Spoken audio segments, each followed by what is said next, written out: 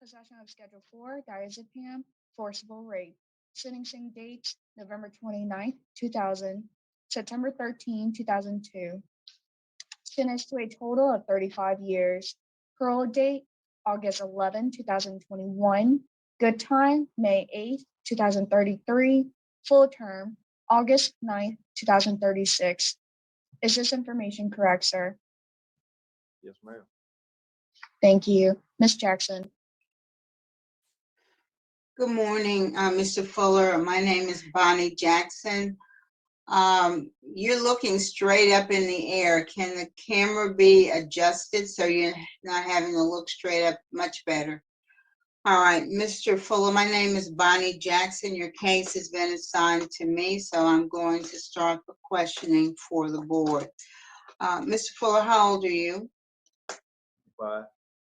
55. Yes, ma'am. And how much time have you served on this sentence? A little over 20 years. Okay.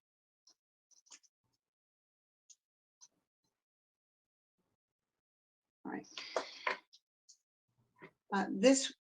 This was a drug possession charge where you were revoked on probation and you were ordered to serve your 5 years, and I'm assuming that you have finished that sentence. Is that correct? Yes, ma'am. And so the charge that you're in for now is the forcible rape. Is that correct? Yes, ma'am. I'm going to come back to the charge itself, but I'm going to just talk to you a little bit. You obviously you had a history of substance abuse. You were, I think you had anhydrous ammonia, which is used for producing meth. So tell us about your substance abuse back when this crime occurred, Mr. Fuller. How long had you been using drugs? What kind of drugs did you use? Yes, ma'am. I was using meth and drinking pretty heavy, and I just was making bad Well, choices. when did you start using drugs? What age? 25. Okay. How far had you gone in school? 6th grade. How is it you only went to the 6th grade? Yes, ma'am. I said, how is it possible that you only went to the 6th grade? Why did you stop going to school in the 6th grade? Things were rough, and I would help the family out. I went to work doing odd jobs, mowing grass and whatever. How old were you in the 6th grade? 15, 16. In the 6th grade? Yes, ma'am. I failed a few times. I see. All right, so you had trouble in school. Okay. And other than odd jobs, what's the main job you had during that period of time? What kind of work did you normally do? Mechanic. Mechanic? Yes, ma'am. Did you have any formal training for that? No schooling, no, ma'am. And where were you doing mechanic work? At the time, I was at Donald's Tire Service. Okay. So William- you were a tire technician? I was four-wheel alignment, doing front end alignments, struts, Okay. Exhaust work, just general. So how'd you start using drugs? Bad choices, just depressed, and things wouldn't go my way, so I just tried to find an outlet to try to make it go away, but it's always there. It's never. So did you start with meth? No, no, ma'am. Well, what did you start with? Marijuana. All right, and besides marijuana and meth, what else did you use?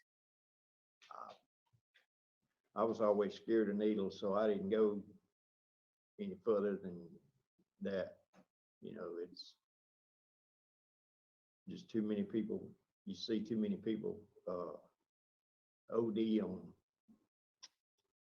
the harder stuff, so I stayed away from it. Okay.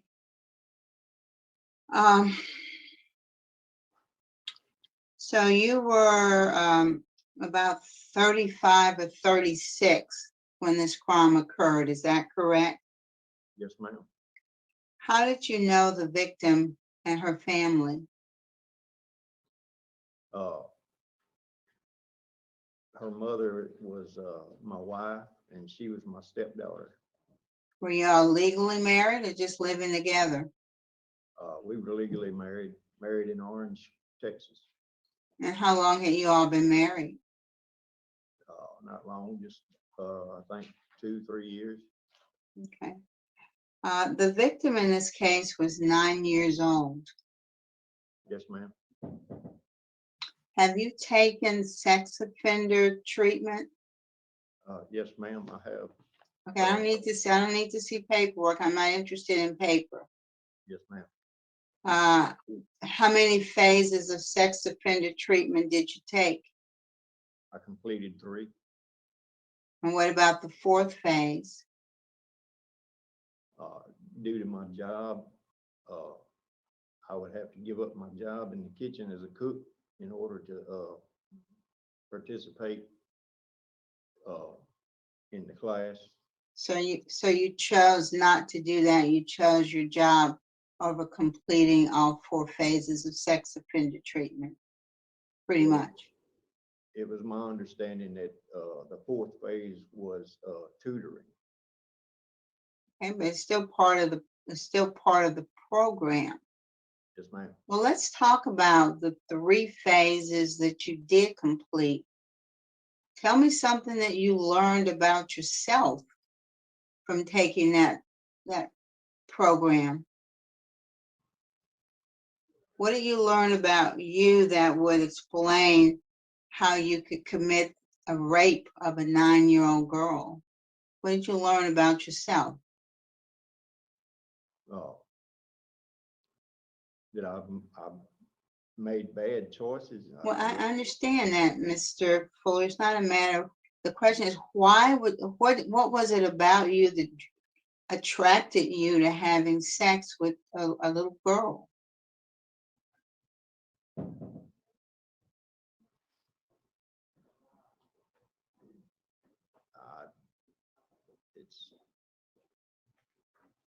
I was sick.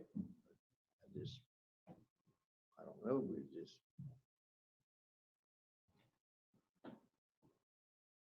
But I see now that, you know, it's. Well, at the time you committed this offense, had you somehow convinced yourself that what you were doing was okay? Yes, ma'am. How'd you convince yourself it was okay to molest this little girl? I mean, what was you thinking? I'm trying to figure out what was going on in your head to make you think it was okay for you to do what you did to this little girl. I wasn't myself. I was drugged up and alcohol, and I wasn't myself. Okay. Well, this happened over a course of time. It didn't just happen one time. Is that correct? Yes. So you're saying that every time you molested this girl, you were under the influence of drugs or alcohol? Yes, ma'am. Well, knowing that what you were doing, did you ever do anything to try to stop yourself from doing this? Did you ever try to get any treatment for your addiction? Oh, yes, ma'am. At the time, I was in drug court, and how long were you in drug court? Just a few months, before discharge came about. And you hadn't, you were, so you were still drinking and using meth even though you were in drug court. Is that what you're telling us? Yes, ma'am. Have you taken victim awareness? Yes, ma'am. I'm currently in it now. When did you start it? About 5 months ago, I think. Okay, and how much longer do you have before you complete victim awareness? I think it's 3 or 4 more months. How long is the course? 7. Well, for however long you've been in it, how do you think what you did affected that little girl, and how do you think she's affected even today? What do you think? Well, I'm guilty of. Guilty. I know you're guilty, but I'm trying to find out. Do you have any understanding of what you have done to her? We know what you did to her physically. Yes, ma'am. But what do you think you've done to her mentally and emotionally? How do you think you affected her? I imagine it's pretty bad, and from the bottom of my heart, I hope she was able to get over it and move on. What makes you think she'll get over it? That's what I'm asking. Maybe she won't get over it. I don't know what I can do to make it right. I don't know what I can do to change it. Okay. You know, you did an interview for a measuring tool called a static 99. That's something we use to assess sex offender. And you were interviewed on November the 17th of 21. And in that interview, you denied responsibility. You said it hadn't happened. You remember saying that? Yes, ma'am. So which one is it?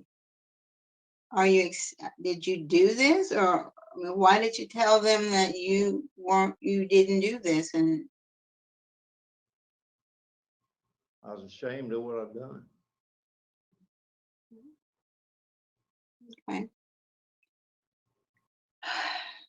So tell me, okay, you're enrolled in victim awareness. You still have one more phase of sex offender treatment. I see that you did anger management and cage your rage. That was your anger management. And it looks like you managed to obtain your GED. Is that correct? Yes, ma'am. Any other programs? I'm a member of AANA.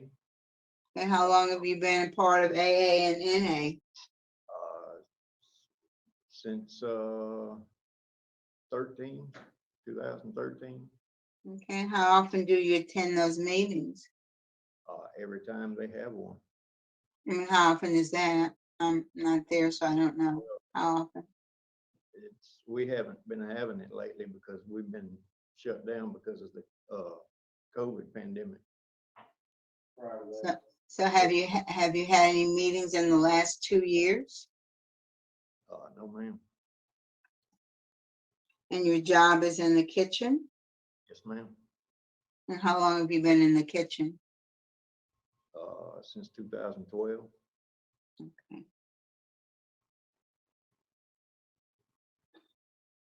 All right.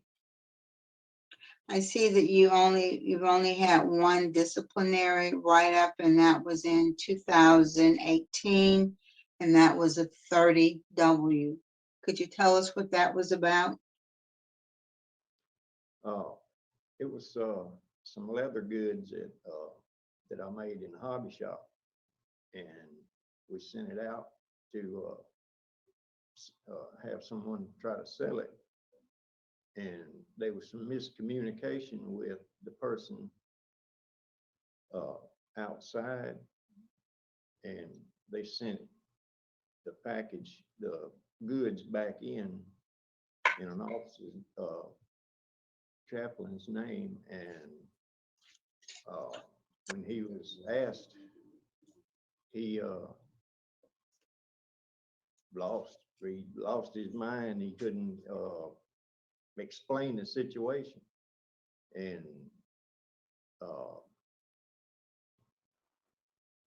I got charged with circumventing the mail route.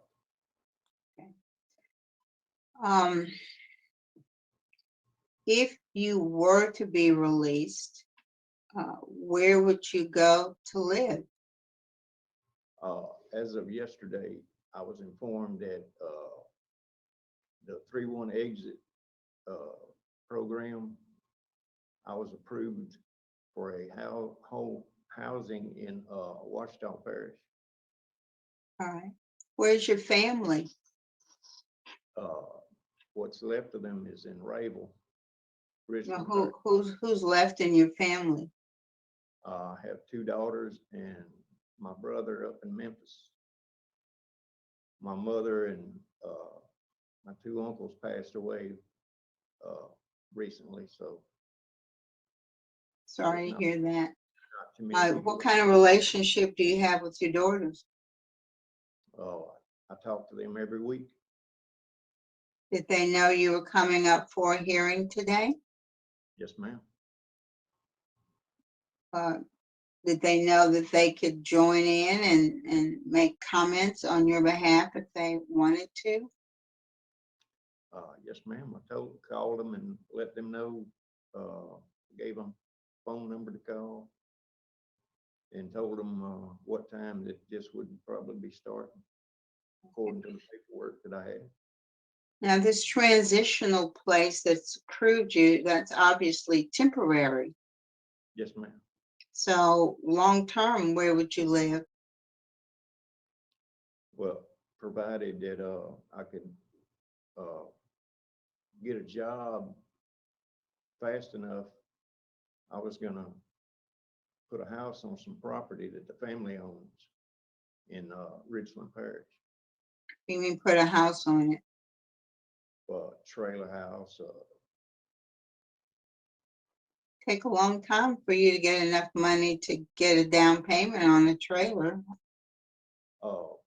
Yes, ma'am, it would, but my brother owns the adjoining property, and he's talking to a logging company, and he's gonna have them come in and log the pine trees out, and the money that is generated from the pine trees to the log company, he's gonna let me use I understand. a trailer house with. Well, what kind of work do you expect to be able to do? Well, I have a serve safe certificate, so I should be able to get a job at a fast food place or a restaurant. You know, they don't pay very much. Well, I'm just saying they don't pay very much, and so they struggle with that Yes. kind of income. it's Or, go ahead. it's really able to just go out and pick a job. You know, you have to. It's been a long time, so I'm I just gonna understand. put in applications, and whichever Right. one comes up, I'm going to take it and I understand. try to support myself with. All right. All right. Thank you. Warden Goodwin, Yes, ma'am, Ms. Jackson. what can you tell us about Mr. Fuller? Brenda Fuller's got you've gone over most everything I had on my notes. He's got a good institutional record. He's been here for over 10 years. He participates in the program, and he's got a good work history. I think he got some excellent comments from his supervisor in the food service area. And he also is,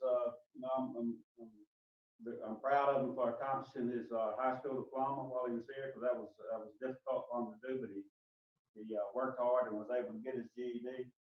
And His conduct record is very good. He's had that one write-up y'all spoke of earlier, during the entire time of his incarceration.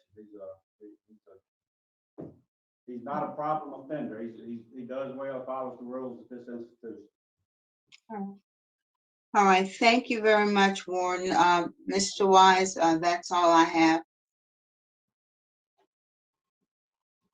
Okay, thank you very much. At this time, Mr. Fuller, anything you have to say to the board before we vote? If you have a statement you want to make, Sir, if you have a statement you'd like to make, now's the time.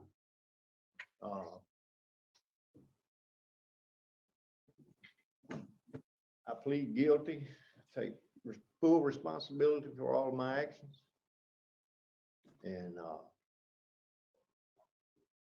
I sincerely hope that the victim was able to move on with their life. And I'm totally sorry that I subjected them to such circumstances. Okay, thank you very much. At this time, Ms. Bonnie Jackson will be voting.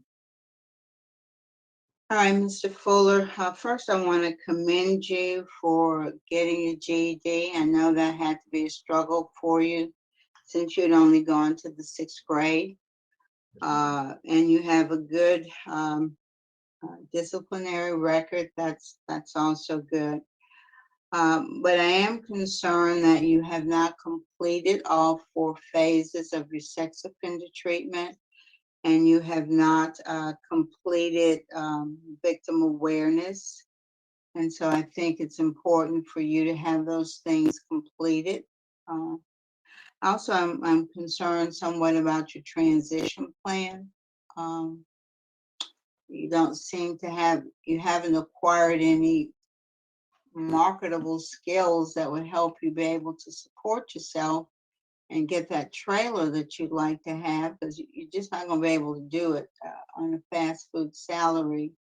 And I wish you had taken some more vocational education programs, but I want to encourage you to keep working hard, but my vote today will be to deny because you've not completed sex offender or victim awareness, and you don't have a good transition plan. So that's my vote. Mr. Roche. Thank you, Mr. Chairman. Mr. Fuller, good morning.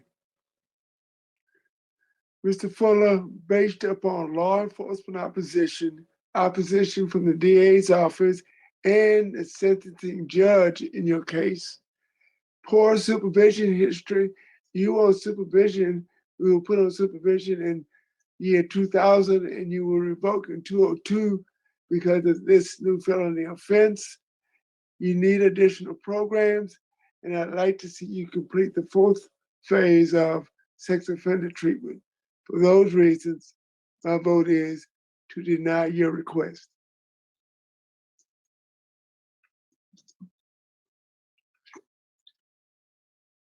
At this time, Fuller, I'm going to be voting the same. I see you're a 3rd class offender.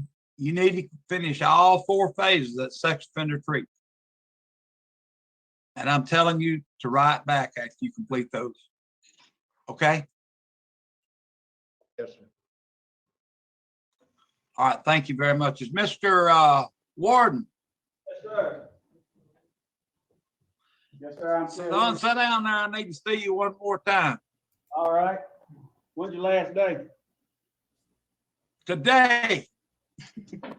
Oh, well, congratulations. If I had some party favors, I'd pop a balloon or something for you today. Yeah, man, me and you, I've seen you a long time before you was warden up there. And I tell you what, you've always done a good job, Ward Governor. All your staff's always been very good there. And I Thank you, commend sir. you. I know it won't be long before you be doing the same thing. Well, you get a big squirrel hunt up, give me a call. I may come down there to your part of the world and hang out with you for a day or two. Yeah, let me tell you something. I'm headed up to Whitman Monday there. We're taking them Indians up to Whitman there, and Just to remind the we board, we we play are still Sim- live on YouTube. I understand that. Okay, just make it We sure. live too. But anyway, I'll be up to Whitman Monday. We took care of Simsboro last night, 90-something to 30. Well, good luck to you, Mr. Wise. I certainly enjoyed working with you over the years. Wish you the best, and I will be in touch with you after you vacate. Yeah, I'll talk to you. Lose contact with you. Take Thank you. care. Later. Thank y'all very much. Yes, sir. Stand adjourned at David Wade, Mr. Wise. 10:46 a.m. Y'all have a blessed weekend.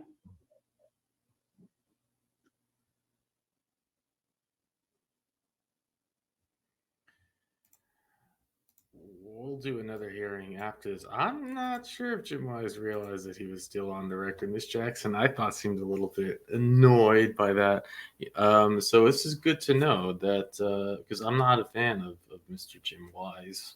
I really haven't seen much of him I just haven't seen a lot of him, but what I've seen hasn't left me feeling warm and fuzzy. Let's put it that way. 2/18/2022 is his last day, and that's kind of good to know from my records here when I can expect not to have to see him again. I have for 2022 we've got a few hundred hearings, and there's a lot more than that, but what Richard has set aside to do.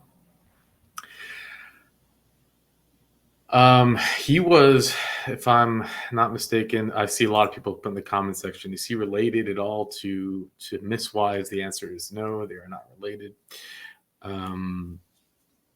And thank you,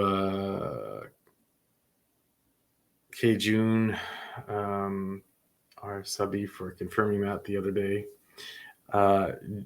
Jim was my understanding in the police department as like a sheriff for like 20 years or something, and he was also an investigator in the correction facility. So he would go in and investigate in Angola if something happens, so like a third-party investigator. And I think that's why he has these relationships with all these wardens and stuff. And I always just thought it was odd that he would make it as a board member, kind of being, the police department have a blanket no to anyone who files for an appeal. I think we've seen once or twice when the police department made no comment, but they just say no one's getting out early regardless. They could have stolen diapers 38 years ago, not had a single write-up, had no violent offenses, but we still don't want them out. That is what they do in Louisiana. And also then being an investigator within, it just seems a lot of conflict of interest. I didn't see him as being the right person for the board. And also he seems to just be distracted, ready to retire. So it's interesting to know that he retired. Now down to this case, it's just disturbing. I'm glad that this man got a legitimate sentence, as in 35 years. In Louisiana, we've seen people get away with, 5, 6, 7 years for this kind of sentence. He was... he got a plea deal. They were about to go to trial, but they found out that for nearly 2 years, starting when his stepdaughter was 7 years old, from 7 to 9 years old, he was repeatedly sodomizing her.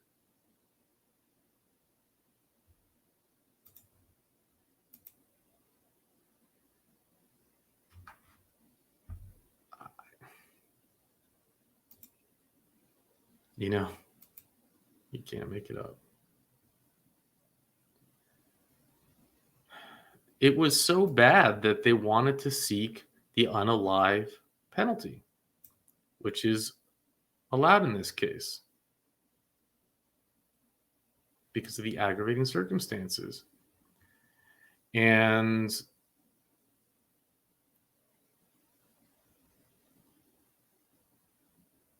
they got him to plead to forcible and grapes, and also for his violating his he was of course on probation for his Schedule 2 offense,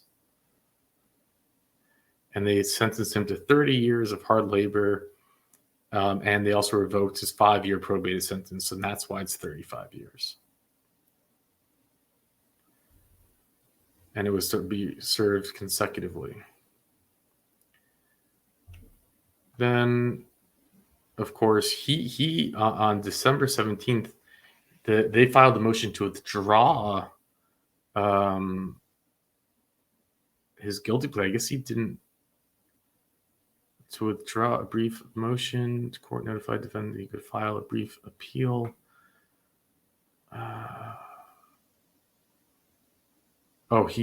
Defendant counsel filed a motion to withdraw his counsel of record together with a brief of motion. I don't really, but I guess the motion to withdraw, for some reason they are questioning that. I don't quite understand. Maybe it was like a tactic. If he withdrew, it would give him another chance to review the sentence. I don't know, but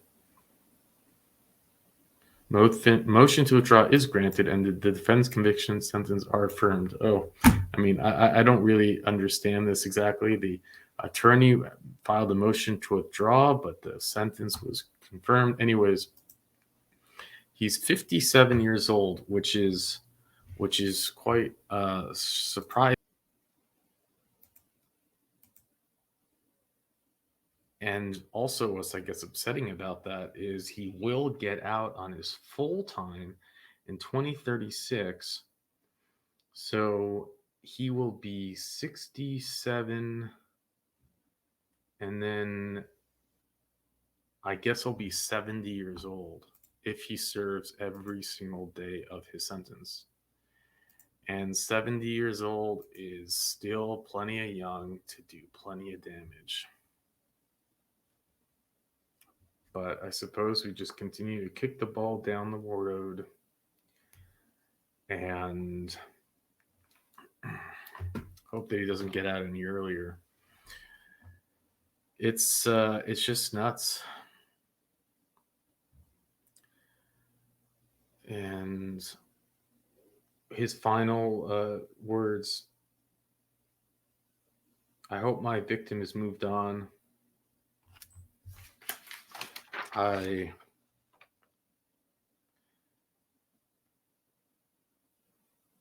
sorry that I subjected them to such circumstances. Those are the words that he chose to use 23 years later at his first parole hearing. I am sorry that I subjected them to such circumstances. It just goes to show there is nothing there. There is no remorse. There is a black heart. It is a roach thumping in his chest, and there's just something wrong. There's nothing you can do, and you might not believe it if you didn't see it. And that's part of why we do these hearings. Hopefully someone will Google his name when he gets out and realize he's not just a soft-spoken, innocent grandfather.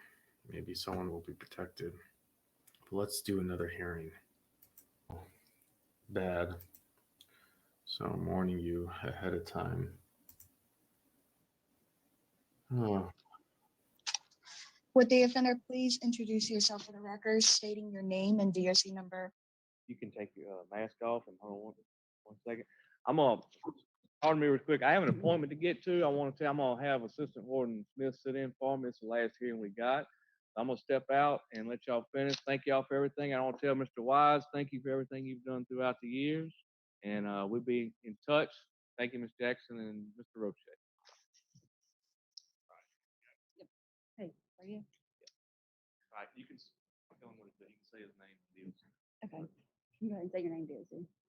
Name is Joseph Durant, DOC 332087. Hopefully someone will Google his name when he gets out and realize he's not just a soft-spoken, innocent grandfather. Maybe someone will be protected. But let's do another hearing. Bad. So I'm warning you ahead of time.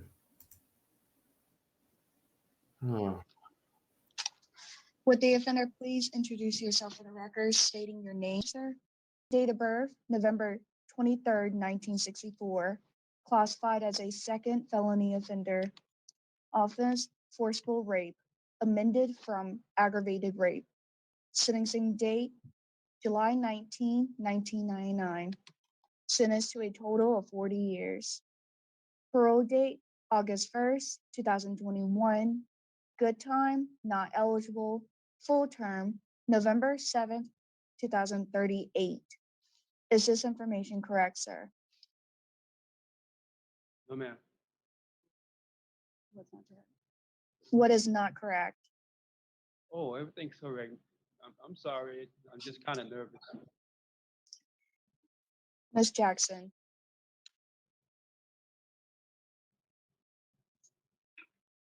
Good afternoon, Mr. Durant. My name is Bonnie Jackson. I've reviewed your case and I'll be starting the questioning for the board. I know this is an important day to you. I know you're nervous. So I want you to just relax if you can, and then just listen carefully to what you're being asked so that you can give us an answer, okay? Yes, ma'am. All right. You're 57 years old? 58. 58, okay. Yeah. And how long have you actually served on this crime? I actually did have to start on it. How long have you been in jail on this crime? Oh, 23 years, ma'am. 23 years. That's what I have. This was a forcible rape.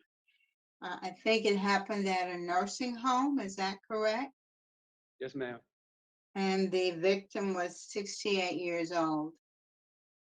I didn't know how old she was, ma'am. Okay, but she was an older woman.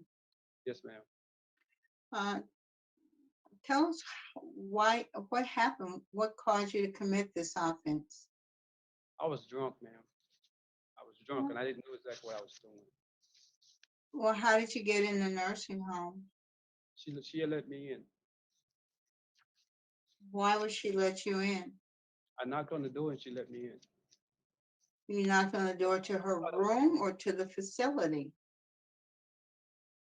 How'd you get in the facility? Oh. How did I get in here? No, how did you get in the nursing home itself? It was no, it was something like a apartment like. Assisted living? Yes, ma'am. Okay, and why did you go to her door and knock on the door? I was drunk.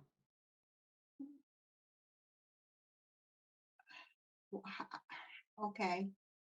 Did you live in that In the area? Yes, ma'am, in that area. I live across town. you live where? Across town, around town.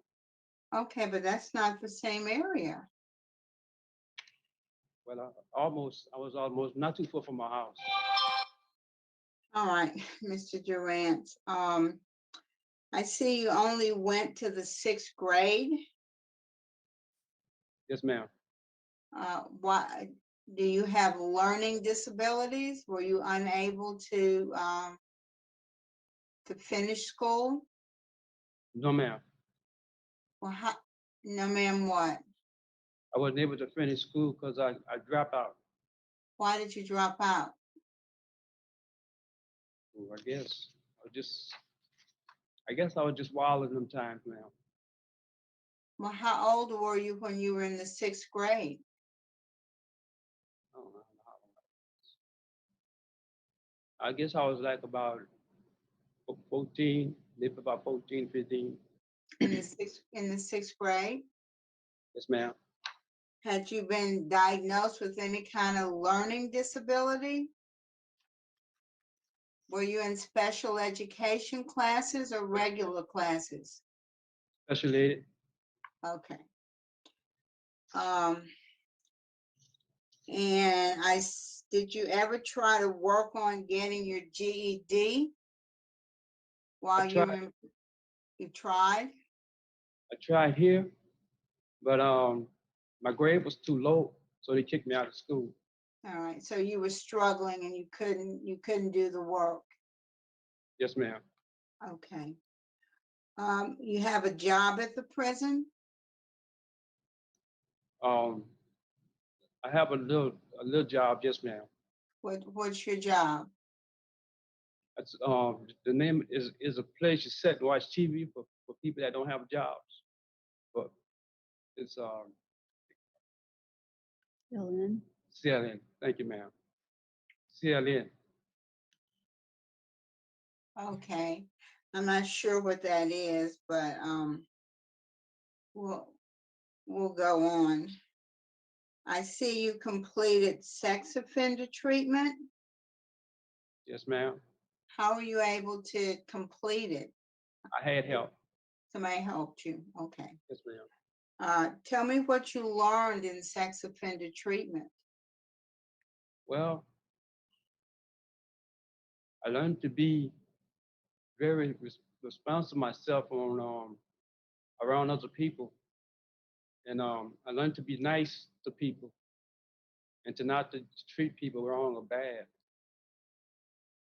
Okay. And you also did anger management, Yes, ma'am. and somebody helped you with that, or did you need help with that? Somebody help me, ma'am. And what about living in balance? You remember doing living in balance? Yes, ma'am. And somebody helped you with that? Yes, ma'am. And you did some substance abuse education, correct? Yes, ma'am. What kind of alcohol or drugs were you using before you came to prison? Wine, What else? just wine and beer. That's all I used to use. What about illegal drugs? No, ma'am. Never did drugs. So it's just alcohol. It's alcohol, ma'am. How much were you drinking? Well, to be honest with you, I was drinking, and when I would drink, it's like I couldn't get enough of it. But it come to an end before that day is over. I understand, but I'm just trying to get an idea of how much drinking you were doing when all of this was going on. Pretty much, ma'am. A lot. Every day? If I could have got it, yes, ma'am. Okay. Well, what did you learn in your substance abuse class? Well, I'm not really sure about what I picked up on that, ma'am. I can't remember.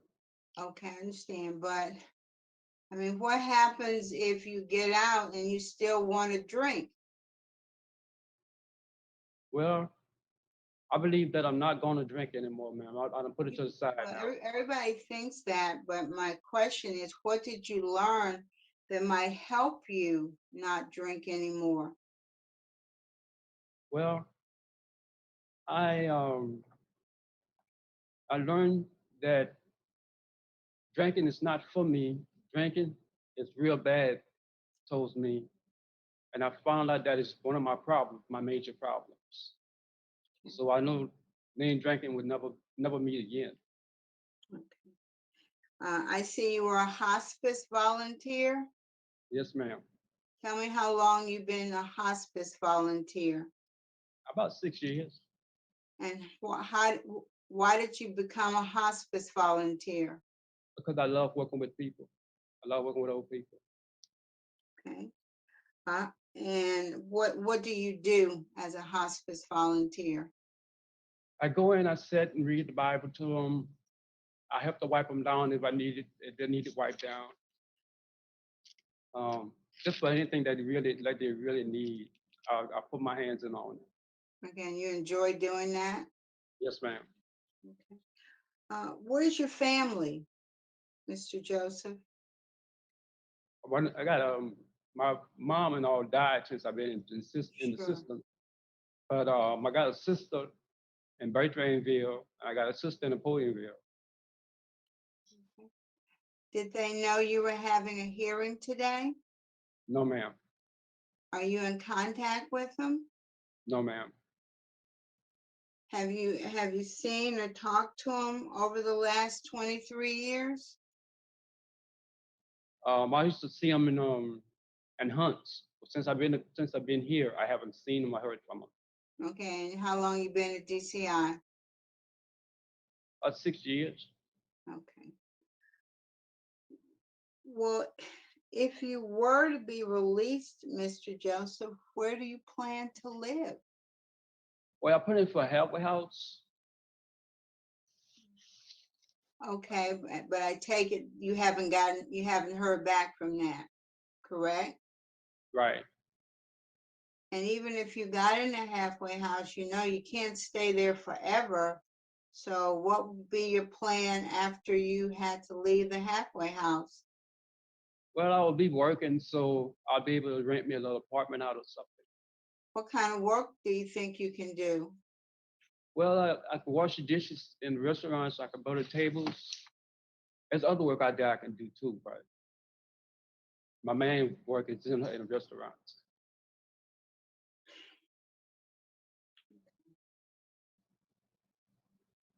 All right.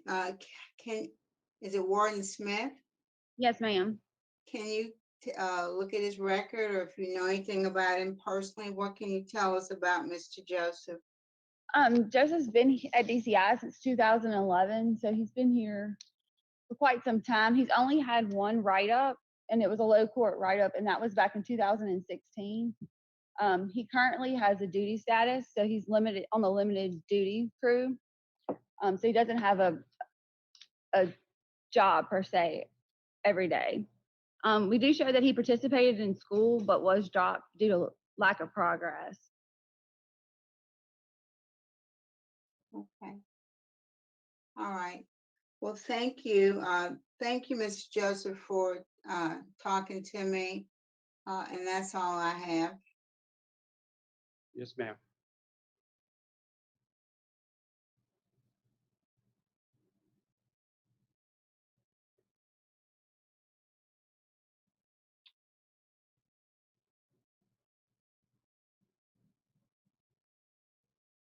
No,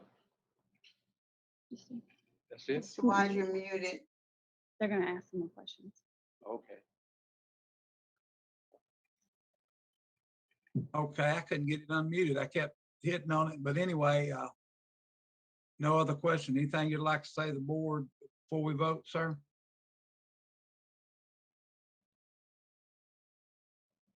Sorry? You wanna make a Ms. statement? Smith, anything else you'd like No, to ma'am. say before we vote? No, sir. No, sir. Okay, at this time, Ms. Bonnie Jackson, Mr. Joseph, I'm worried about you. I mean, you're low risk. You've only had 11 write-ups. You've taken some programs. You've struggled, but you got help. You couldn't get your GED because it was a struggle for you.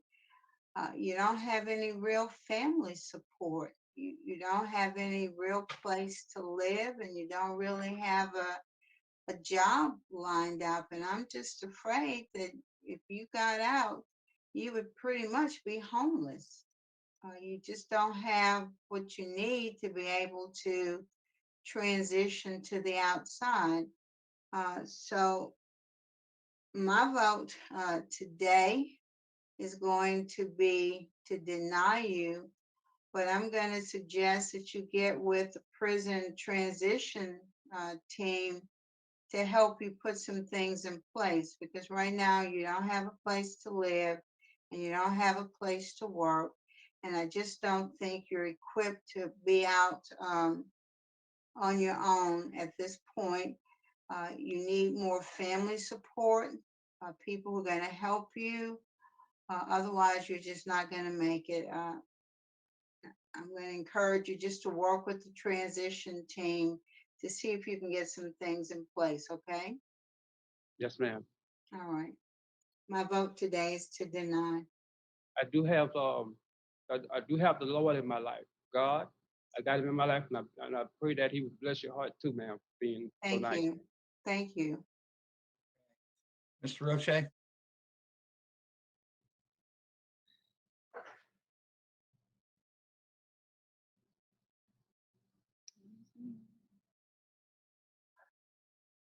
Good afternoon, sir. Good afternoon, sir. Mr. Durant, you have a static 99, a +2. That is an instrument that measures the possibility of a sex offender reoffending in the area of sex offenses. And you have a +2, which is a moderate. It says to me that you have a moderate chance of reoffending. You have law enforcement opposition. The DA's office is opposed. And in my opinion, you need additional substance abuse education or treatment, and you have no viable transition plan. For those reasons, I'm going to deny your request this afternoon. Today, I'm gonna be voting to deny strong law enforcement opposition, DA's opposition. Also, you need programs with moderate risk assessment. That is the vote. The vote was to deny. Thank y'all very much. Board members, stay on. We have another case we got to go over. Thank you. That concludes our hearing. The time is 1:53 p.m. I want to thank each and every one of y'all. Thank you. We'll do another hearing after this. I was confused. Miss Jackson said he had a low risk score, and then Mr. O'Shea brought up, I guess, a different part of his score. But I like read different things about people who break into old age homes and assault, or just people who do that to older women, and it tends to be even scarier. I thought his comment at the end to Miss Jackson was actually, it's funny. He's playing like it's slow and everything, and then he gives that comment about blessing to her, and I felt that was an attempt at manipulation and a jab. That was just my takeaway. Like a classic, oh, okay, I'm going to get the last word. It's scary. I don't have any information on his crime. But the idea that he went into a nursing home, 68-year-old woman, and then did that to her, it's just, someone like that just cannot be in society. It's like that. There's just something else about it. It's like what's the next step gonna be? What's the next? There's some. I'm sure there's some FBI profile for that, and it's not good. There just otherwise wasn't much there to talk about. I think it says it all. And we'll be there. We'll be there for a long time. But we're going to do another one that also ain't pretty. So hang in there. Thank you. We do have things to go over at the end of it.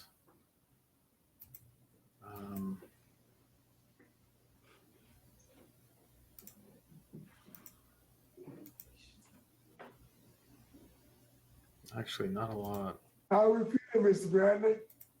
I'm feeling a lot better. Thank you for asking. First, I Good. would like to apologize for that moment, and thank you guys for your patience with me as well. No need to apologize. Everyone gets grief and no need. This is a very difficult point in your life. And Yes, sir. you got over emotional, overexcited, and you had an anxiety attack. You had a panic attack. And that's perfectly understandable. No positive test. Okay? Yes, sir. Okay, I just realized. So he apparently had a panic attack, and they put his hearing on hold. So I said, wait a minute, let me go check this out. So he actually was scheduled as the first hearing for this day. So what we'll do is we're just gonna go back in time. We're gonna watch. It's about 5 or 6 minutes till he has his panic attack, if you want to call it that, and then we'll fast forward back to where we just left off. So with that, let's go back. I'm getting the impression that you can't hear me. Whoops. We're gonna move him up a little closer. Can you hear me? Sorry? Can you hear me? Yes, we can hear I you. need, We can hear you. Okay, Mr. Bradley, do you want me, Mr. Bradley, do you want me to repeat the process? yes, sir. Mr. Bradley, we'll conduct a parole interview with you. At the appropriate, at the appropriate time, Warden Bacon will have input if he wishes. Then we'll let your supporters speak. Then we'll let the opposition speak. Then before we vote, we will allow you to make a statement on your behalf, and then we will vote. Yes, sir. You understand the process? Yes, sir. Mr. Bradley, you are a third felony offender. Your offenses are 3 counts of forcible rape. You were sentenced on May 19th, 2003. You were sentenced to 40 years each count, and that was to run consecutively, but you were later re-sentenced to 1 count at 40 years. Is that correct? Yes, sir. Your parole date was January 31st, 2022. You're not eligible for good time, and your full term date is February 3rd, 2042. Is that correct? Yes, sir. Before we start with the interview, I'd like to acknowledge your guests. Speaking in support is Ms. Deidre Young, a friend, Pastor Donnie Pezon, your pastor, and your sister, Cheryl Bradley. Speaking in opposition is Mr. Randy Myers, Randy Meyer from the Jefferson Parish District Attorney's Office. At the appropriate time, we will recognize all speakers. Mr. Bradley, your case has been assigned to me, so I'm going to start with the question. How old are you, Mr. Bradley? 55. 55 years old. And you've been incarcerated how long? 20 years. So you've served right at 50% of your sentence, is that correct? Yes, sir. And you're a third felony offender, and programs that you completed your sex offender treatment, but only the first 3 phases. Why did you complete phase 4 of the sex offender treatment? Oh, because of my job, was working in the kitchen, and I had to give more time to the kitchen to help out with the kitchen. Mr. Bradley, as far as I'm concerned, that's not a good reason for not completing your sex offender treatment. Right. Well, I think the 4th phase, where you're in a facility and you get a chance to regurgitate all the information that you've learned and share with others, reinforces that information as far as you're concerned. Yes, sir. think phase 4 is a very important part of that sex offender treatment. Any other programs that you completed? I see you completed 100 hours pre-release, living in balance, and victims affected by the world. Tell me about victims affected by the world. What did you get from that victim awareness class? Well, that class there opened up my eyes upon a lot of stuff that I didn't really know. And, it showed me that not only did I hurt that person, I hurted their whole family. And that wasn't right at all. So it made me see the whole outcome of my crime. And I really was remorseful because I didn't know that it had that much effect on the whole family like that. I really didn't. And it kind of made me understand that, it just didn't affect me or that person. It affected the whole family. Matter of fact, Mr. Bradley, it affected your family also. Your family, your sister Cheryl is a victim. Your Yes, sir. parents, everyone is a victim of your crime. Right. These people have been incarcerated for 24 years with you. That's right. And now I knowing that, taking that class made me see those things.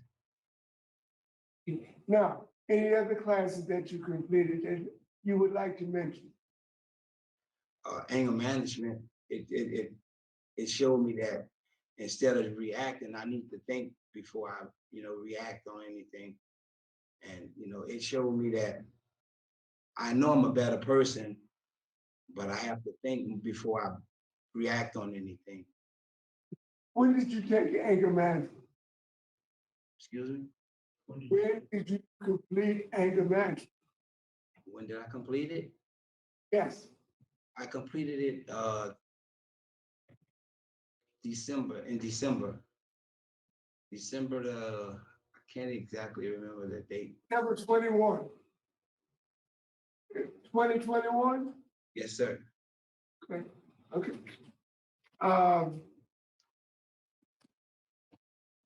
What is your job at the facility? I work in the kitchen. I'm in the kitchen. I'm a clerk in a cook. What do you do in the kitchen, sir? Whatever's needed in the kitchen. Mainly I make the juice and I clean up around the cafeteria. So your permanent job is working in the kitchen. Yes, sir. I prep. And we're gonna get back to that just a little bit later. I just want to emphasize that you do work in the kitchen. And basically, how long have you worked in the kitchen? 12 years. 12 years. As Okay, long as I've been here, okay. I'm about to pass out. Just to inform you, Mr. Bradley, you have opposition. Everything okay, Mr. Bradley? Excuse me? He's getting kind of nervous on us. Oh man, I got.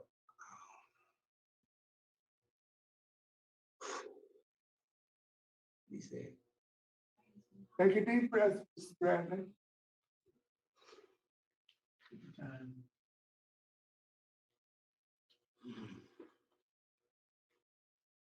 All right. The mention of the kitchen, well, that's some information that we're gonna cover later on. Okay, Mr. Bradley, you can't do anything about this, but you have very strong law enforcement opposition. And the Assistant District Attorney from Jefferson Parish, Mr. Randy Meyer, is here, and he will give his statement later on in this hearing. You're a third felony offender. You have 14 arrests on your rap sheet. crimes such as theft, multiple drug arrests, multiple battery arrests, aggravated burglary, weapons charges. So there is some violence in your history. What was the source of the violence that you displayed in your arrest record?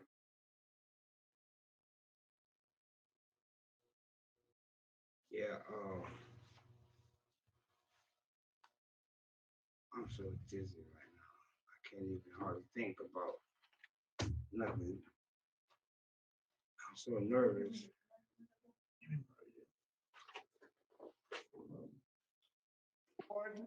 Mr. Roche, we're gonna get somebody from medical to check him. Y'all may wanna move over to the next guy here. He's getting a little weak on it. Yeah, I think we need to check his blood pressure and a couple of other things. Right. Certain to him, Vernon.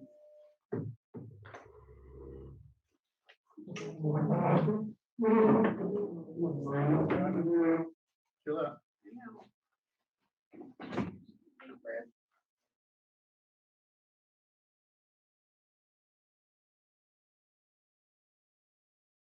Well, there it is. I haven't seen this. I'm not gonna speculate. That looked real to me. That did not look like acting. You know, it's interesting. That's the first time we've seen this in the close to maybe 1,000 hearings that we've done. So I kind of don't blame him if I all of a sudden heard that the district attorney and assistant DA is there and all of those charges and arrests, and it's just like, oh man. So, but we'll skip forward to where we left off. Hold on one second. Without further ado, let's go. Yes, sir. And I think we were talking about, you couldn't do anything about opposition. We have law enforcement opposition. We have opposition from the Jefferson Parish District Attorney's Office. Mr. Brandon Meyer, Assistant District Attorney in Jefferson Parish, will make a statement. We're going to talk about your risk assessment. You have a low risk assessment. You have a low static 99, and that's a risk assessment for sex offenders. And you have a moderate needs assessment. Before we talk about anything else, let's talk a little bit about the offense itself. My report says that you had inappropriate behavior with 2 or 3 of your stepdaughters. Is that correct? Yes, sir. And this occurred over a period of at least 3 to 5 years, maybe longer. Is that correct? Yes, sir. And you would bribe and threaten your stepdaughters with money and threats of beating them if they told anyone. That's about right? I don't know. Well, my report says that you gave them money on occasions, and that if they would report this to anyone, you would beat them. Oh, no, I never said anything like that. I will give them. Sir, I'm only telling you what's in my documentation. Okay. Okay. Okay. At the point that they reported this to Shanita Bradley, their mother. Yes, ma'am. Yes, sir. That's their mother. You are asked to leave the house. Is that correct? Yes, sir. And you still try to contact my daughters even after you left the house? No, sir. Now, I'm only getting my information from what was in the police report and conversations with Shalita Bradley. Okay. Okay? Now, why does a man have relationships with his wife's daughters at any age? And I think all three of these victims were under 12 or 13 years old. Why does a man do that? He could not be in his right mind at all. And I can't even begin to understand what was wrong with me, but I was so wrong for that. And if I could take any of that back, knows I would. But for someone to do that, they have to be really messed up. But I thank God for this incarceration because I'm no longer that person at all. But What did you find out about yourself in the first 3 phases of sex offender treatment?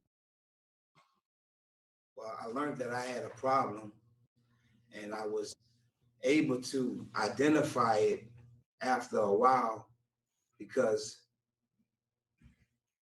for me to even much think about doing anything like that, I know I wasn't in my right mind. But after I took that class, I understood that I had a problem, and a serious problem. Now,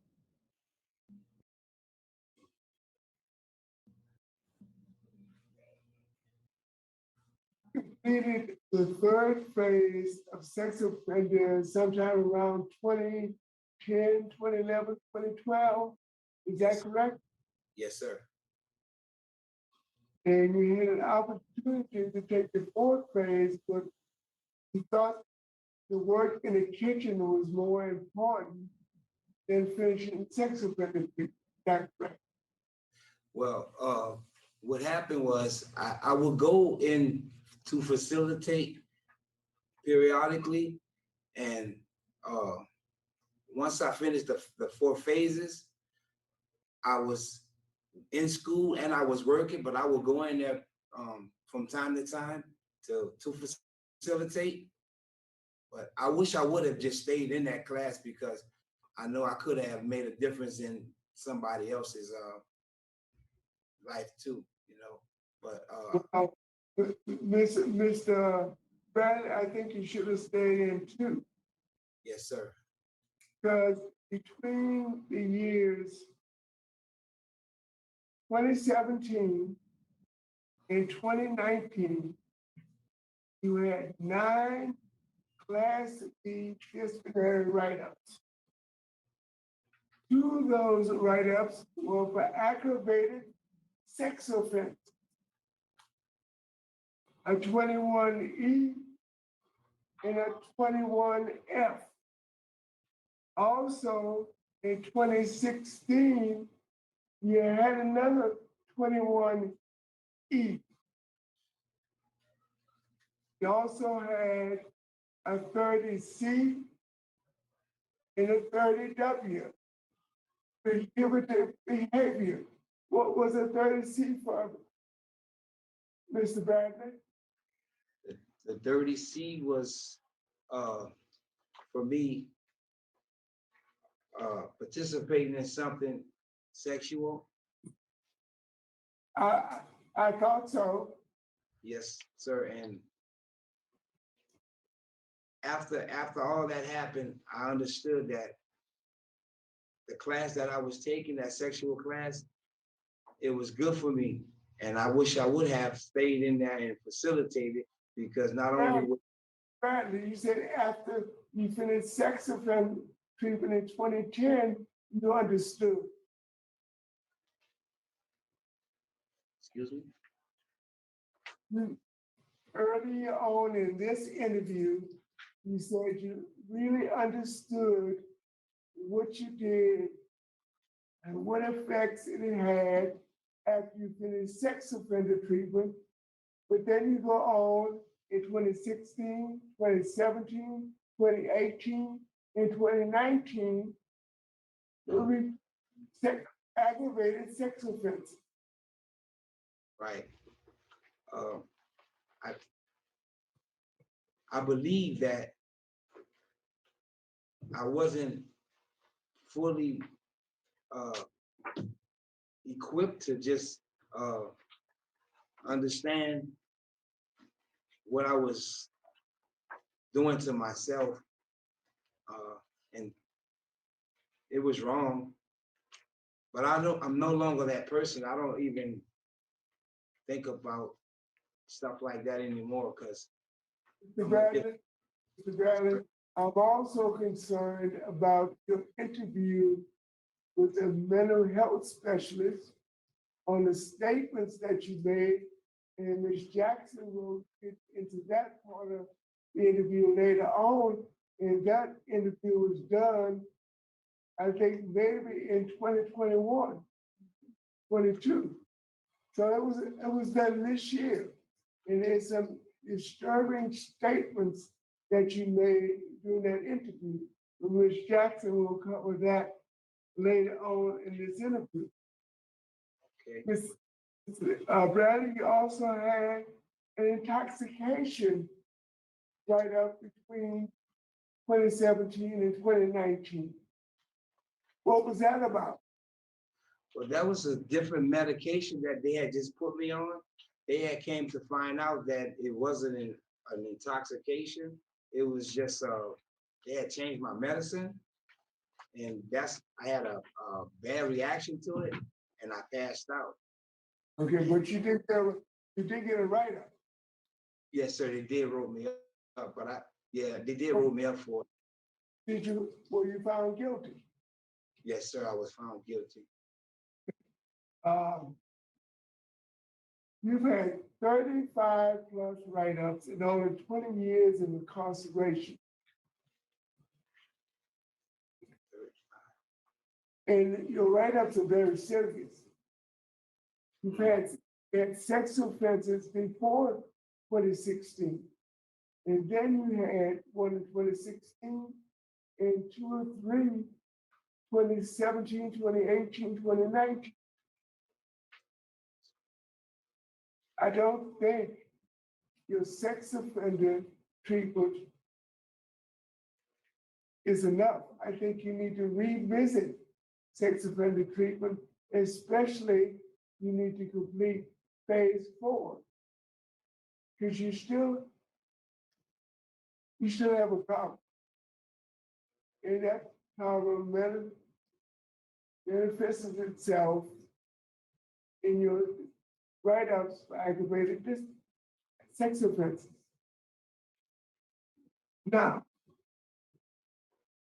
Mr. Bradley, tell the panel this morning why you think we should vote to release you early with 20 years left on which originally was an aggravated rape offense and amended charges that you pled guilty to 3 counts of forcible rape reduced to 1 count. Why should we vote for you early with 20 years left on your sentence and you have committed multiple aggravated sex offenses since completing the first 3 phases of your sex offender treatment? Well, if you would have asked me that a couple of years ago, I would say I'm not ready for that, but I'm a different person now. And I respect women and myself now than I ever did. And I know for a fact that I see things different than I ever did, you know, and it's been years now since I even thought about that. So I don't even think like I used to think when that was taking place at all. Thank you, sir. Warden Baker, would you like to make any comments, remarks, observations at this time? Yes, sir. We did go back and look. I know, substance abuse was an issue. He was in AANA class prior to COVID. We verified that. Outside of that, y'all covered pretty much everything else. Thank you, Warden Baker. Ms. Jackson? Good morning, Mr. Bradley. My name is Bonnie Jackson. I have a few questions for you, so please relax if you want some information. I see that you have a prior conviction for carnal knowledge of a juvenile. Yes, ma'am. And I think that conviction was from 1994. Is that correct? Yes, ma'am. How old was juvenile in that case? Oh, Lisa was 14. And 13. how old were you? I was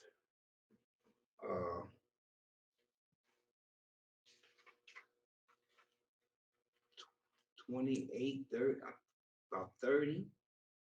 Right. So there was a big age gap between you and I think you referred to her as Lisa. Not like you were 17 and she was, 15. You were a full grown man and you engaged in sexual intercourse with a 15-year-old, 14-year-old. Is that correct? Yes, ma'am.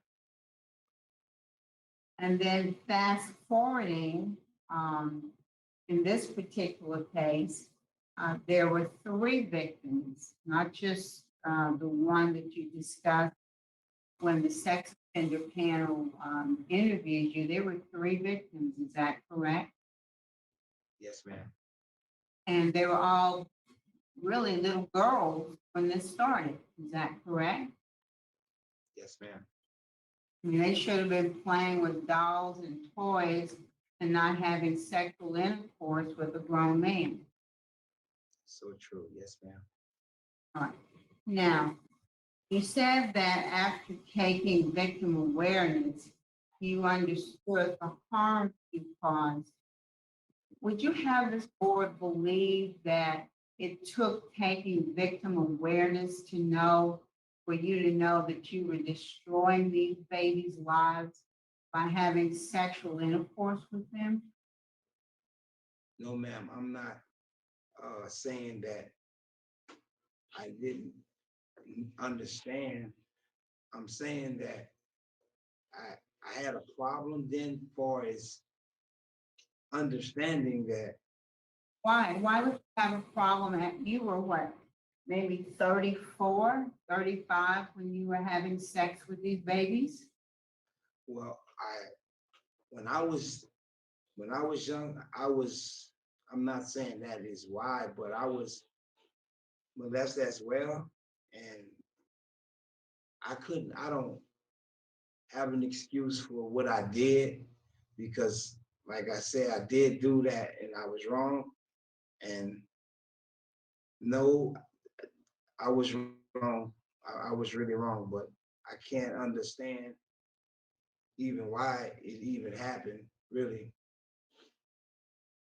Well, let's just, right now, tell me how you feel. How do you think what you did to these little girls is affecting them even today? Oh man, I cried. Affecting them. How do you think they are affected on a day-to-day basis by having been molested by their stepfather? Right, that was so wrong, and I believe that mentally they would never understand why, and probably won't trust anyone, and that's my fault. And I fully understand that it was wrong, and these girls didn't deserve that at all. And yeah, I'm sure that I messed them up mentally, and God knows that that was wrong. And man, I think about that sometimes when, you know, they're older now and they have kids, and I'll be thinking sometimes, since I was eligible for parole, it made me think about them even more and what they went through. And it's my fault. And I know they probably would never be this, you know, the same. I know that. And man, I was so wrong for that. And I messed them up probably for life.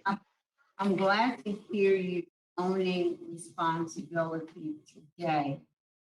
Because one of the things that concerned me and still concerns me greatly is that in February of this year, you were interviewed by the Sex Offender Assessment Panel. You remember around February 8th, speaking to a social worker or speaking to someone who was doing an assessment to determine whether you were a sexual predator. Yes, ma'am. You interview and they say that it was by Miss Adrienne Seals. Yes, It was ma'am. a worker, and that occurred on February 8th of 2022. And this is how you reported to that interviewer what happened. He reports that the victim was his 16-year-old stepdaughter. Now, you didn't indicate that she might have been 16 years old at the time you got arrested, but you started molesting her when she was about 8 years old. You didn't include that in your statement of facts, nor did you indicate that there were 2 other little girls that you were having sex with in that household. Now, I understand that you only have 1 count now, but the reality is there were 3 little girls and you were on a regular basis having sexual intercourse with little girls. And you said that you and the victim had kissed after you were loaded on crack cocaine. These are your words. This is what you told Ms. Seals. This is what she wrote down in her interview. Offender states that the victim and him had kissed after he was loaded on crack cocaine. Offender reports that the mother of his stepdaughter lied and said that he had raped her daughter. He feels like she was mad that she found out that you were cheating on him and wanted revenge. So could you explain to this panel why you would make those statements to Ms. Seals as recently as last month, telling her that all you did was kiss a 16-year-old, that the mom lied and said that you had raped her children, her daughter rather, because you didn't even mention the other 2, because she was mad that she found out you were cheating on her. Tell us why you would make that statement. If you've grown so much, you've learned so much, you've accepted responsibility for your actions, why then would you make those statements that I just referred to? Honestly, I don't even recall saying that Tara, that she was 16, and I don't even recall saying that anything about the mother. I really don't. Where do you think Miss Seals doesn't know you? She doesn't know anything about the circumstances of this case except what she had in police reports. So are you suggesting that Miss Seals just made up the fact that you told her that the mother of your stepdaughter lied and said that you had raped her daughter and that you feel like she was mad that she found out that you were cheating on him and wanted revenge. Do you think Ms. Seals would just pull that out of thin air, Well, written down to her? I never, I can't remember saying that, those things. I really cannot remember saying that, her mother was mad at me for cheating on her, because I never cheated on her. Well, Mom. That's not what I said. I said, you said she lied and said that you raped her daughter. Period. Let's stop right there. You told Ms. Seals that your ex-wife had lied and said that you had raped her daughter. Did you make that statement to Ms. Seals? I didn't make that statement that her mom lied on. I can't remember saying that. I really can't remember saying that, because that's not even true.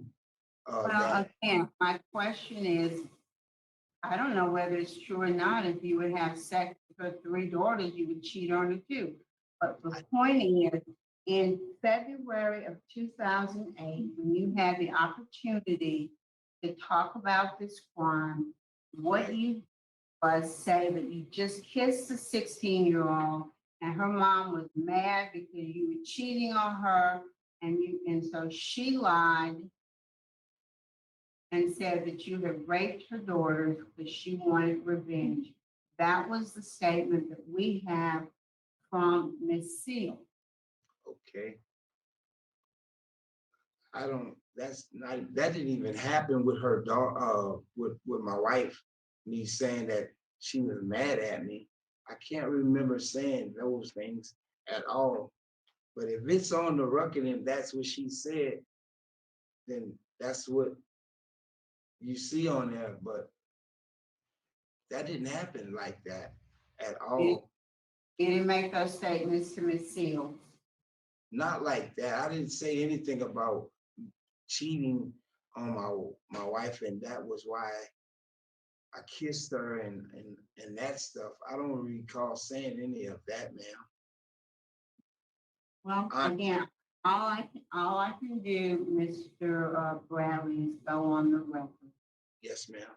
I have a report signed by Ms. Adrian Seal, social worker, dated February 8th of 2022 at Rayburn Correctional Center. And that is the information that she said was received when they conducted an examination in the mental health department. And so I can only go on what she said. And I have no reason whatsoever to believe that Ms. Seals has any reason to fabricate or to make up thing. I have no reason to believe that she did anything other than write down what you said to her. And so it's very concerning to me that even as recently as 2 months ago, you were still downplaying the seriousness of this crime and failing to take full responsibility for having raped 3 little girls. I'm sorry. I'm really struggling to get past that. And I want you to know that. I understand. And I do remember that meeting we had, me and her. Hmm? I do remember that meeting that me and her had, but I don't remember, I can't recall saying those things at all. And all I can go on is what she wrote down in her assessment. And I have no reason to believe that she was not truthful and accurate in what she wrote down. All right? And I respect that. Well, thank you very much, Mr. Bell. That's fine. Okay, Thank you, Ms. Jackson. Mr. Bradley, sir. I'm going to take a point of personal privilege. I'm going to share a little wisdom that was shared with me when I was a very small tot, 5, 6 years old. from Elsie Roche, my mother. He says, Alvin, always tell the truth. If you tell the truth, you can tell it 100 times and you can tell it the same way. But when you lie about something, you can never tell it the same way twice. Right. Okay, okay. Yes, sir. I just want to share that wisdom with you. I appreciate you. Thank you for that. At this time, there's no further questions. We'd like to hear from, first of all, we'd like to hear from your sister, Ms. Cheryl Bradley. Ms. Bradley, would you unmute your mic? And you have about 3 minutes to make a statement.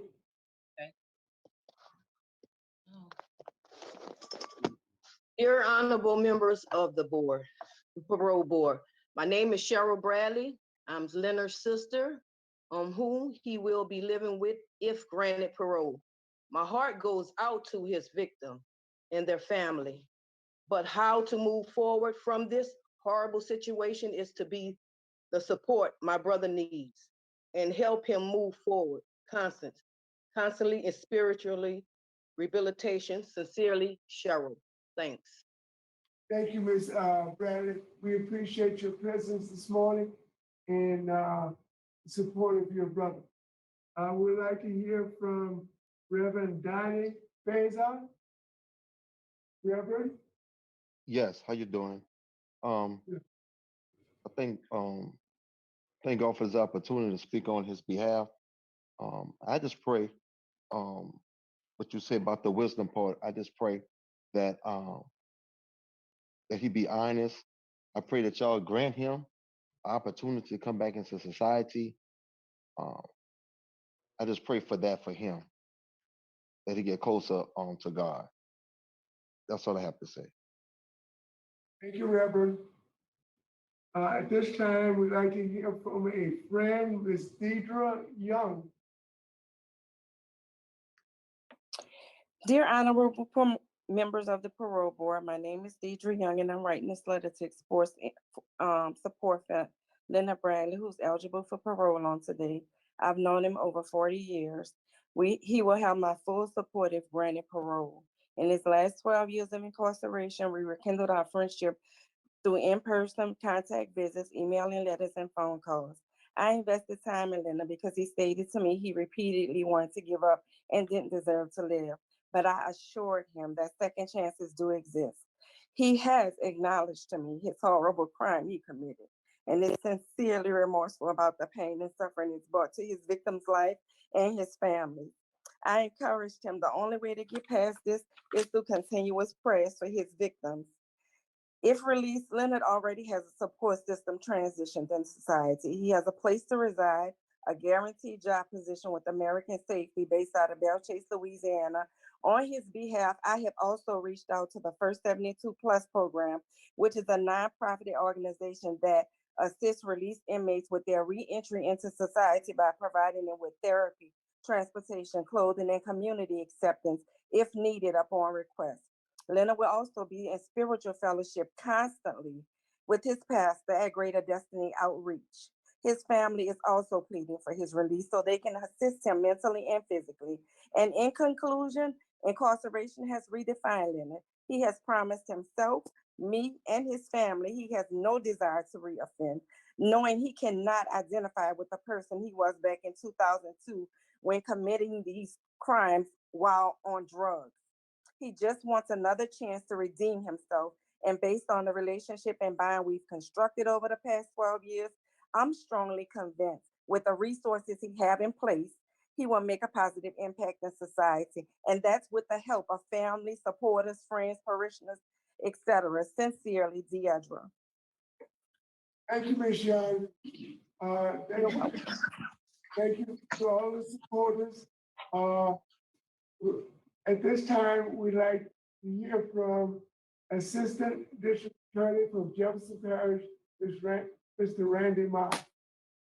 Good morning, Randy Meyer, Assistant DA Jefferson Parish, and we are very strongly opposed to Mr. Bradley's request for parole. Importantly, he has only taken 3 of the 4 sex offender treatment classes. It's been roughly 8 years since he did the 3rd phase and has not completed the 4th phase. And between 1994 and 2019, he has continued to commit sex offenses. After that last phase of treatment, he's had sex offenses as reflected in his disciplinary reports and his testimony today, 2016, 2017, 2019, and actually 2 of them in 2019, it appears. His disciplinary record also appears to be, pretty poor. The record shows on page 32 that I'm not sure when this is, it's confusing to me, but on page 32 of the record, which is the note on his parole eligibility, it says he was removed DT because of a disciplinary report. And the date of that parole eligibility note was August of 21. He was also removed from literacy training because of a disciplinary report in around 2019. And that's from page 40 on the progress report. It shows that. So, clearly he's not sufficiently rehabilitated. He's not been truthful to this board today. I think as shown by his answers to some of the questions y'all have asked, he wasn't truthful in his sex offender assessment report in 2022. So for those reasons, and also the prior sex offense that he had in 94, we are strongly opposed to his request. Thank you, Mr. Meyer.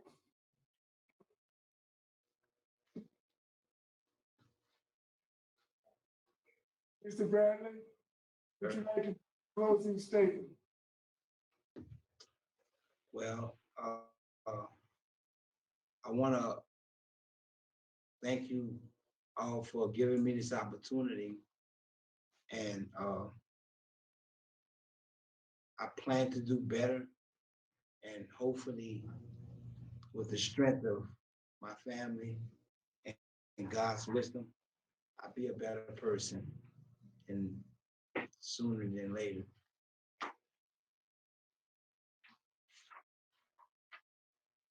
Thank you for your time.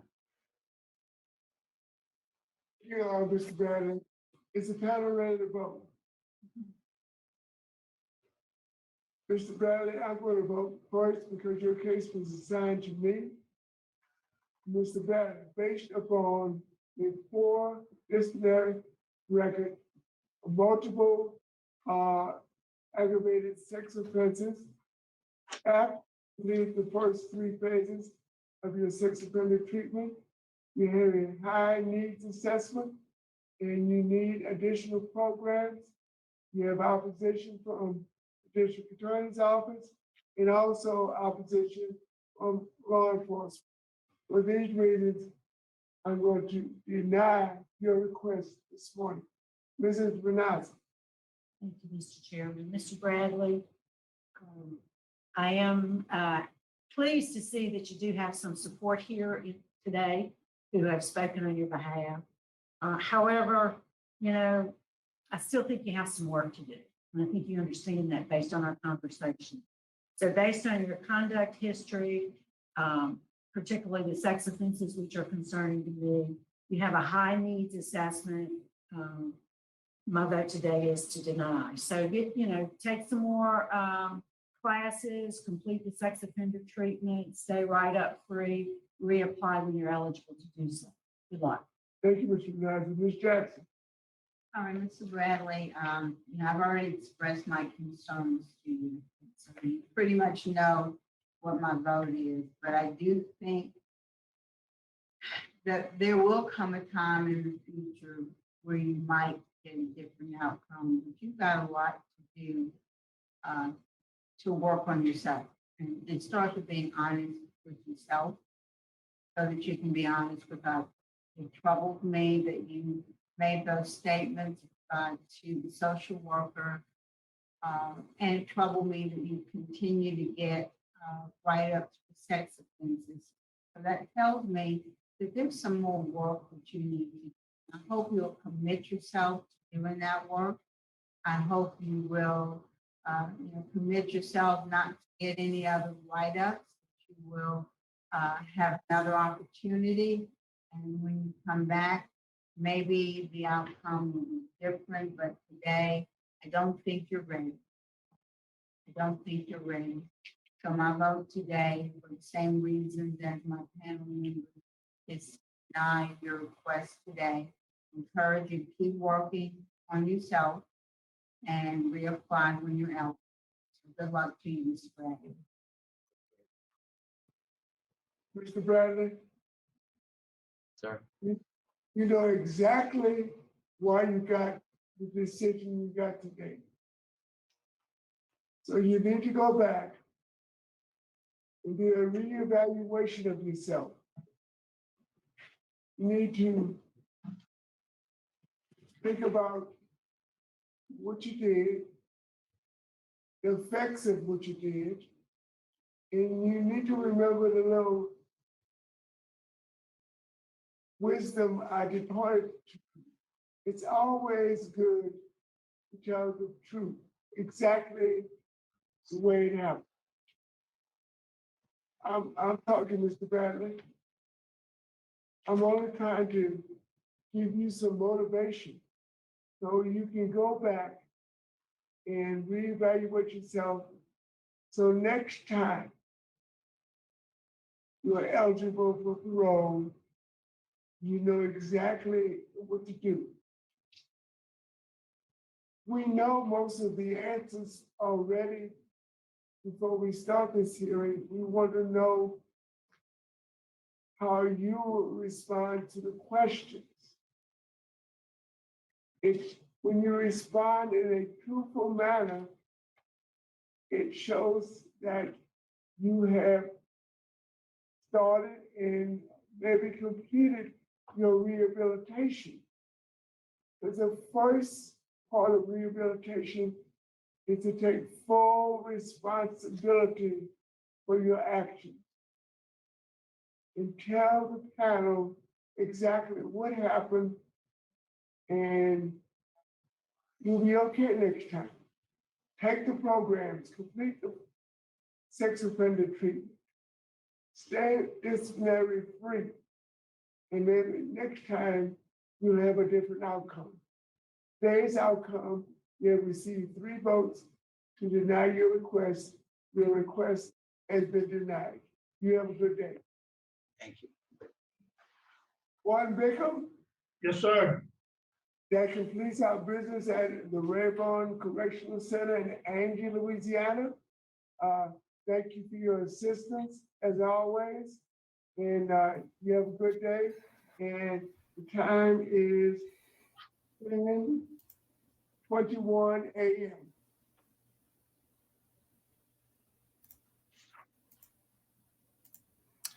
Let's unpack this, huh?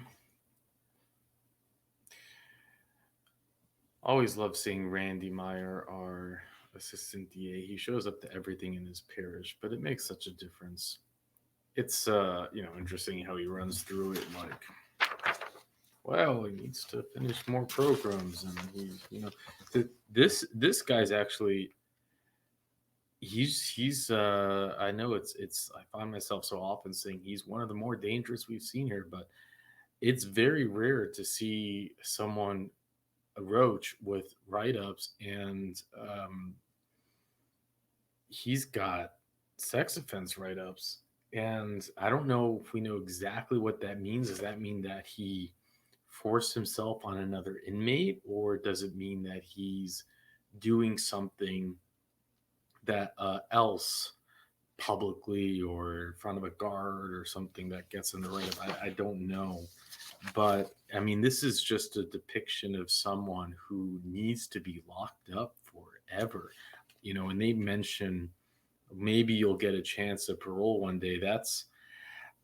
I wish I had some legal documents. I don't know why he had 3 counts that he was sentenced on 3 counts of 40 years each, and they dropped it to just 1 count of 40 years, which means he will get out at his full-time date in 2042 if he does not get parole. And that's in, I guess, 19 years. He'll still be young enough to hurt someone. He is 56 years old. He'll be 75.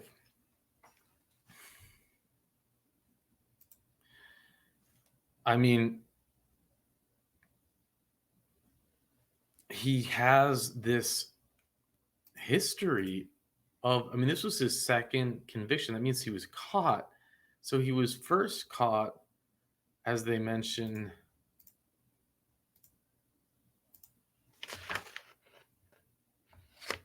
in 1994, convicted, and they gave him 3 years. They gave him 3 years. Can you imagine? They said that she was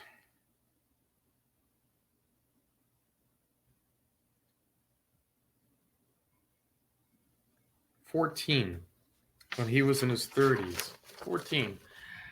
And it's like, why? Why are you released after 3 years? What do you created a monster? You released a monster. You taught him that it's okay, really. And what do you think happened?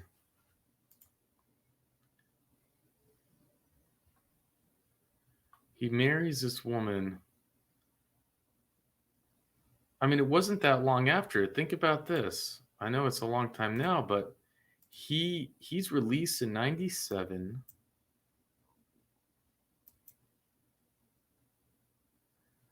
And he's convicted in 2003. That's 6 years later, but that's his conviction date.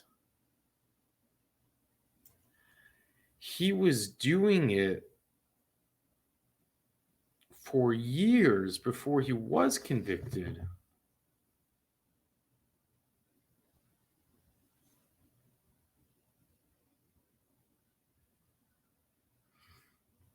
He literally got out of prison after serving his little baby sentence, and he got married to a woman with 3 kids. He did it intentionally, in my opinion, to get to them, and he immediately started doing that to them. Immediately. This is when he was convicted. There's no time, like, he actually literally started doing it. He is not, and while in prison, he has been a menace wherever he is.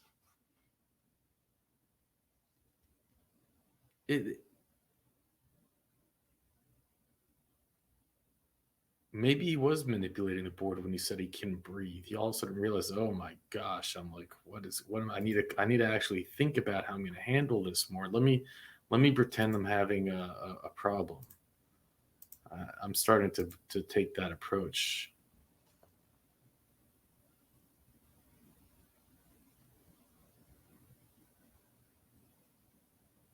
He would bribe them. He would threaten them.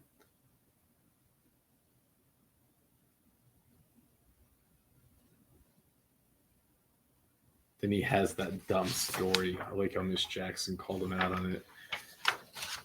That pathetic story about, it was just a month ago that he said, oh, all he did was kiss her when she was 16 and her wife made it up. You can't make this stuff up.